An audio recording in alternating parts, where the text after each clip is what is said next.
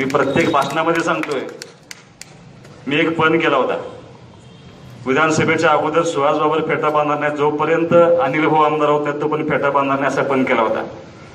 प्रत्येक कार्यक्रमाला गेलं की मला लोक म्हणायचे भैया फेटा बांधा, मी म्हणायचं बांधणार नाही. माझा एक पण आहे, तुम्हाला वेळानंतर कळेल. सगळ्या लोकांच्या लक्षात आलं, परत पेटी द्यायची बंद केली मला माणसाने. विधानसभा जिंकल्यानंतर बापू परत मला माणसांचे फोन यायला लागले, फेटा आम्ही राखून ठेवलाय, तुम्ही आलं पाहिजे. मी त्यांना सांगितलं अजून एक पण आहे, जरा थांबा. एकच काम झाले, अर्धच काम झाले. ज्या विट्यानं ताकदीनं सहकार्य केले, ज्या विट्यानं आम्हाला निम्म मतदान केले, आता त्या विट्याला स्वतंत्र करण्याची वेळ आली.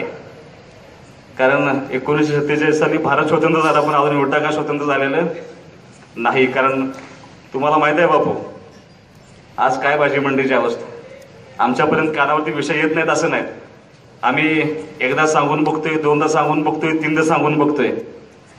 पक्ष बदलला आहे आता बापू. आता विचार सुद्धा आमचे बदलायला पाहिजेत. आता अमर आमच्या पार्टीचा नेता आहे, आता आम्ही एकदाच सांगून बघणार. नाही ऐकलं तर तुम्हाला दाणक्यानं उत्तर दिलं जाईल, लक्षात ठेवा. कोणासाठी करताय, आम्हाला आमच्यासाठी करायचं नाही. ह्या विट्यातल्या सामान्य माणसाला त्रास होता कामा नये.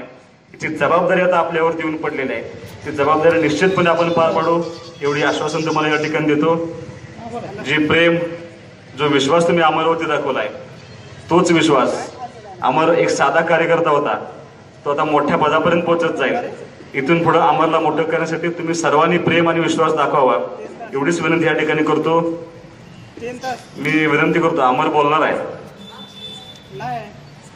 अमरला बोलायचं आहे. आणि कधीपर्यंत बोलायचं आहे, कदाचित भाऊ इकडे दिल तोपर्यंत तिला बोलायचं.